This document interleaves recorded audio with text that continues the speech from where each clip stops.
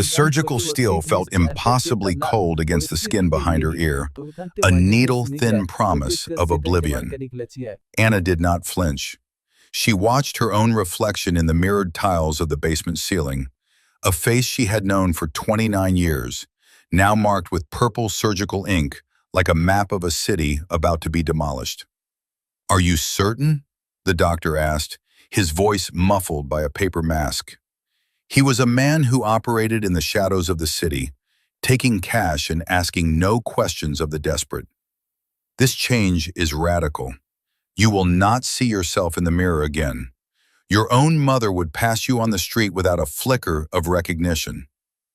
"That is the point," Anna replied, her voice steady despite the hammer of her heart. "The woman you see here is dead. She was buried the day the judge signed the custody order." She clutched a crumpled photograph in her left hand, the edges worn white from months of obsessive touch. It was Mark, her 7-year-old son, laughing in a pile of autumn leaves. It was the last moment of color in her life before Viktor Gromov had orchestrated her downfall. Viktor, with his billions and his connections, had not just taken her child, he had systematically dismantled her reputation, bribing witnesses to testify to her instability and planting evidence of addictions she never had. The anesthesia began to crawl up her arm, a numbing gray tide. As the world blurred, she heard the muffled sound of a television in the next room. A news anchor was praising Viktor Gromov for his latest philanthropic donation to a children's hospital. Anna's last conscious thought was a silent vow. She would tear down his kingdom brick by brick, but first, she would become the ghost that haunted it. 4 months later, a woman named Elena stood before the iron gates of the Gromov estate. Her new face was a masterpiece of clinical anonymity. Her cheekbones were higher, her nose narrower, and her eyes, once a warm, expressive hazel, were now hidden behind slate-gray contact lenses.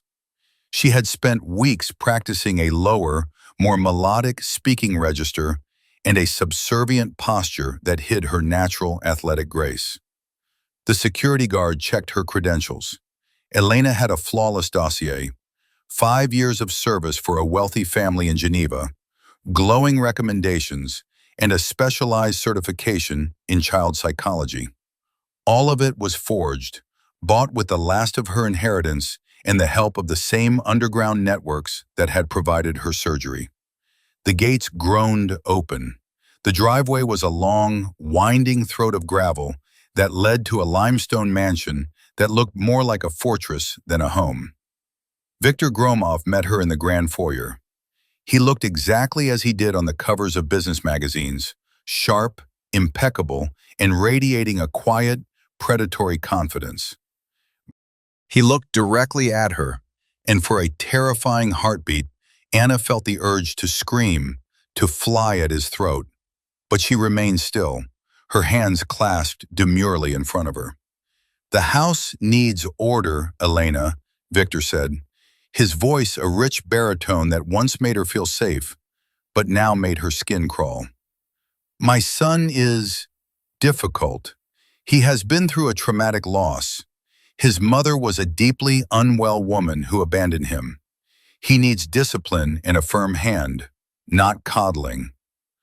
"I understand, Mr. Gromov," Anna replied, her voice a perfect, hollow chime. "I specialize in children who have suffered loss." A small figure appeared at the top of the marble staircase. Anna's breath hitched. It was Mark. He looked thinner than in her memories, his eyes shadowed by a weariness that no 7-year-old should possess. He descended the stairs with a robotic precision, his gaze fixed on his polished shoes. "Mark, this is Elena," Viktor announced. "She will be your new governess." The boy looked up. Anna stared into the eyes of her own child, waiting for a spark, a tremor of recognition, a soul-deep connection that books promised would always exist between mother and son. But there was nothing. Mark looked at her with the same cold indifference he showed the furniture. "Hello, Elena," he said, his voice flat. "I am pleased to meet you, Mark, she managed to say, every word a jagged stone in her throat. That night, Anna sat in her small servants' quarters in the basement. The room smelled of lavender and floor wax.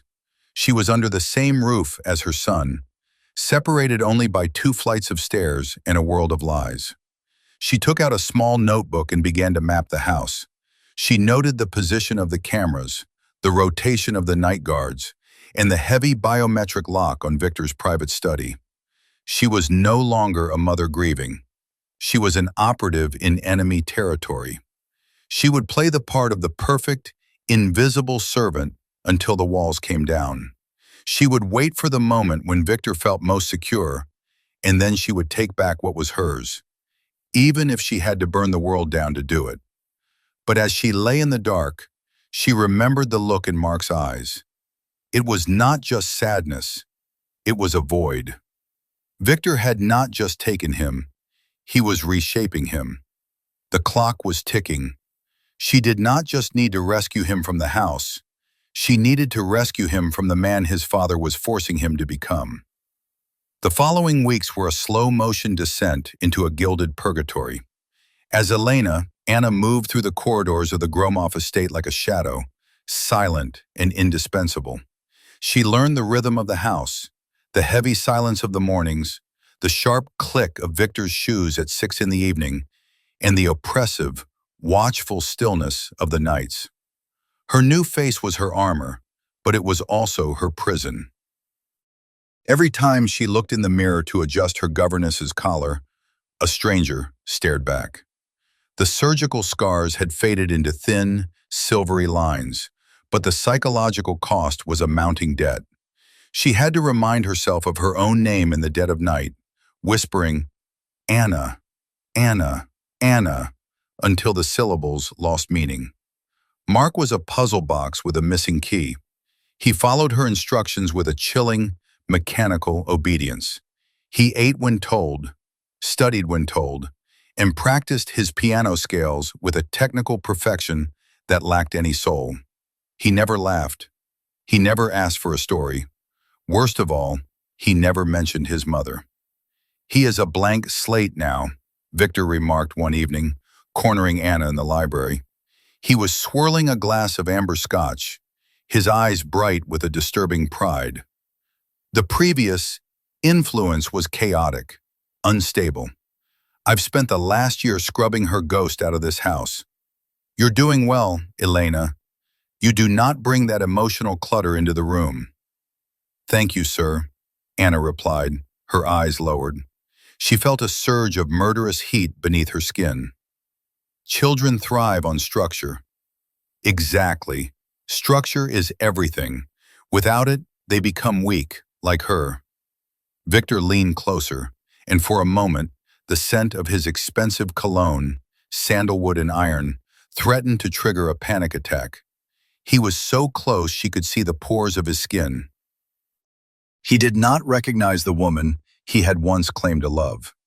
To him, she was just another high-quality acquisition, a tool to refine his masterpiece, his son.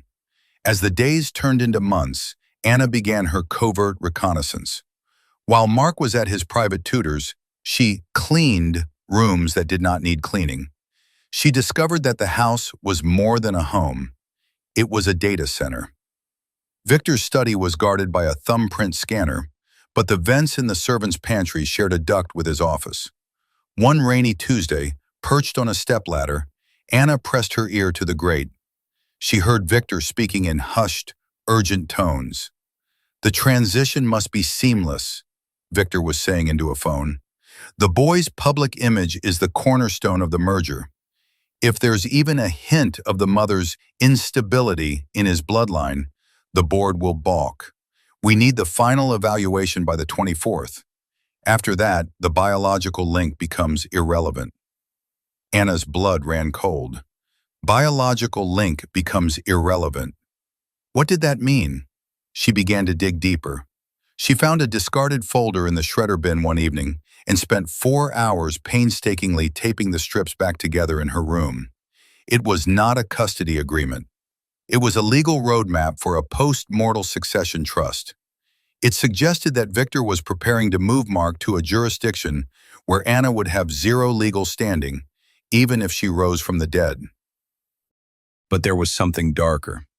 In Mark's medical files, which he found hidden in a locked cabinet in the nursery, there were records of behavioral conditioning sessions, conducted by a doctor who did not exist on any public registry.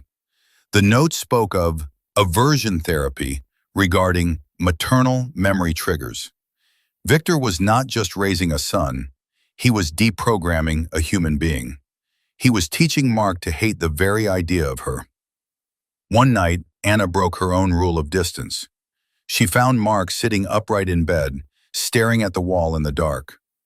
"Mark, is everything all right?" she whispered, sitting on the edge of the bed. The boy did not turn. "Father says that memory is a weakness of the flesh. He says that if I keep thinking about the before time, I will get the sickness she had." "The before time?" Anna's heart throbbed in her throat. "The woman who smelled like jasmine," Mark said, his voice trembling for the first time. "But she was a monster. Father showed me the videos. She was screaming and breaking things. He said she tried to hurt me." Anna felt a physical blow to her chest. Victor had staged videos.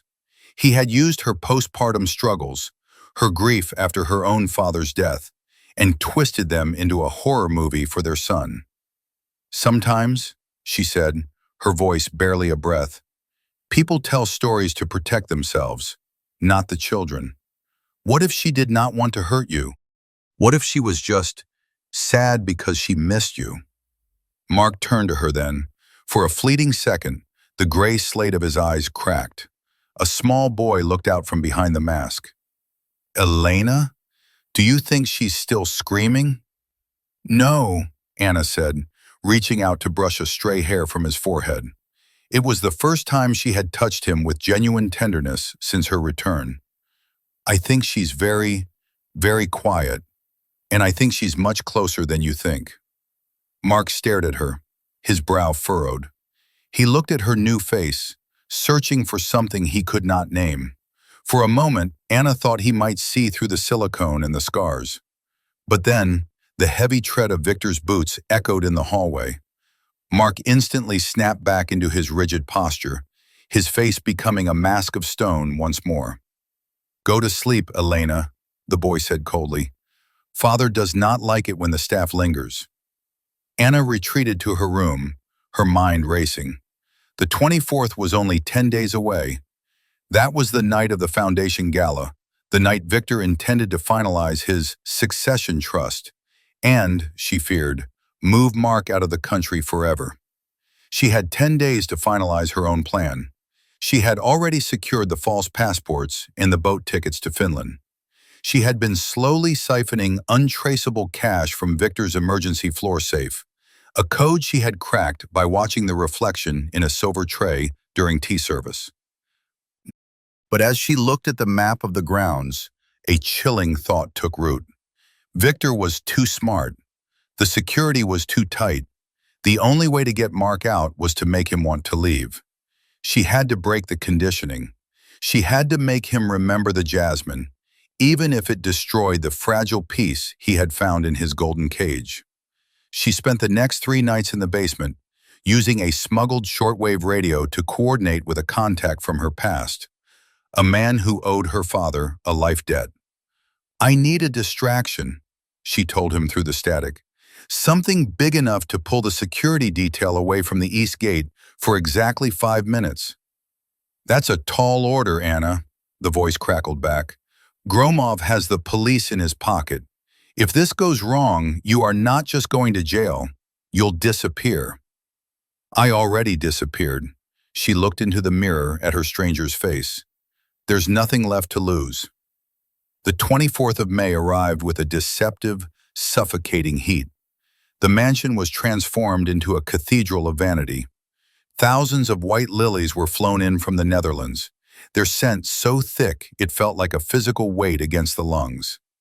Victor moved through the crowds like a deity, his tuxedo tailored to a sharp, lethal edge. Anna, dressed in her stiff, charcoal gray governess uniform, stood in the shadows of the mezzanine. Below, the elite of the city toasted to Victor's benevolence. She felt the weight of the 2 passports against her ribs, tucked into a hidden pocket of her corset. Her plan was a clockwork mechanism of desperation. At 2100 hours, the distraction would begin. At 21:05, she would lead Mark through the service tunnels to the laundry van. She found Mark in the nursery, dressed in a miniature version of his father's suit. He was sitting on the edge of the bed, his hands folded. He looked like a doll waiting to be boxed.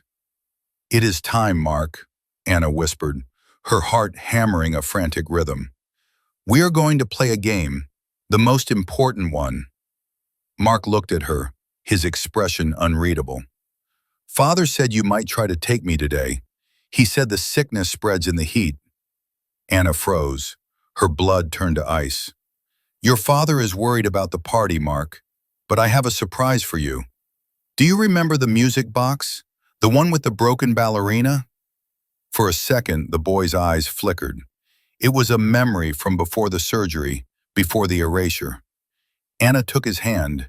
It was cold. "Come with me. Now." They moved through the back hallways, bypassing the kitchen where staff were frantic with hors d'oeuvres.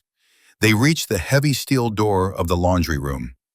Outside, the first of the distraction fireworks, illegal, high-grade pyrotechnics meant to mimic an explosion, thundered over the east gate. The security feeds in the guard shack flickered as her contact jammed the signal with a localized EMP. "Run!" Anna hissed, pulling Mark toward the waiting van. They made it to the gravel path. The gate was swinging open. Freedom was a black gap in the iron fence, only 20 meters away.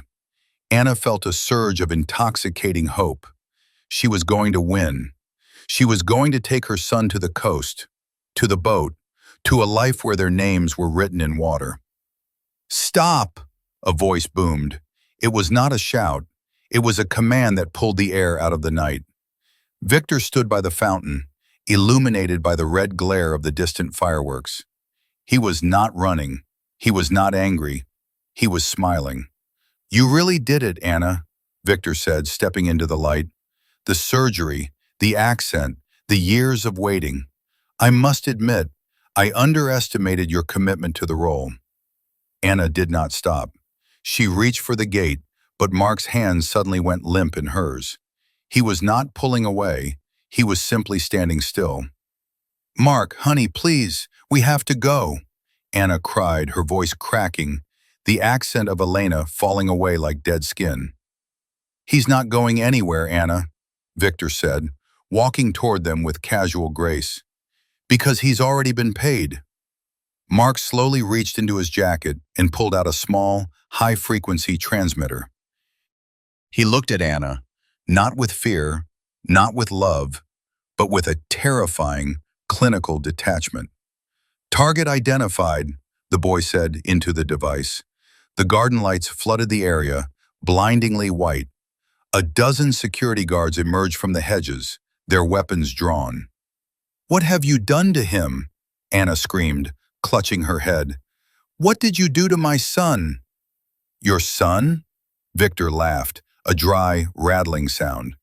"Your son, the real Mark, died 18 months ago in that Swiss clinic you so conveniently forgot. Pneumonia, they said. A weak constitution, much like yours. I could not have the world knowing the Gromov heir was gone before the merger was finalized. It would have cost billions." Anna's world tilted. The ground felt like it was dissolving beneath her boots. "This," Victor gestured to the boy, "is an orphan I found in a state ward in St. Petersburg. He's a prodigy, a natural actor. I've spent the last year training him to be the perfect Mark. And more importantly, I trained him to be the perfect trap." The boy, the thing that looked like Mark, stepped toward Victor. "Did I do well, Father? Can I have the reward now?" "Yes, Leo," Victor said, patting the boy's head. "You played the grieving son beautifully. You even handled the mother's return with such poise." Victor turned his gaze back to Anna, his eyes as hard as diamonds. I knew you'd come back. I knew you'd change your face. So I created a scenario where you would convict yourself. You've just kidnapped a child. You've broken into a private estate. You have false documents and stolen untraceable cash in your bag. There is no judge in this world who will save you now. Anna looked at the boy. She looked for the birthmark on his neck, for the slight chip in his front tooth. In her desperation, in her grief-blinded need to believe, she had ignored the subtle differences. She had loved a ghost and protected a spy. The boy looked at her one last time. There was no pity in his eyes. You smell like jasmine, he said, but Father says that's the smell of a dying mind. As the police sirens wailed in the distance, closing in on the estate, Victor leaned in close to Anna's ear, whispering over the roar of the final celebratory fireworks. I did not just take your child, Anna. I made you love his replacement so much that you walked right into your own cage. That is the Gromov legacy. The guards moved in. Anna did not fight. She looked up at the stars, her new, beautiful, stranger's face wet with tears that felt like acid. She had erased herself for a boy who did not exist. And now, in the eyes of the law and the world, she was exactly what Victor had always said she was. A ghost, a criminal, and a madwoman. The boy turned his back on her, walking toward the mansion to claim his prize, leaving the woman with no face to the mercy of the night.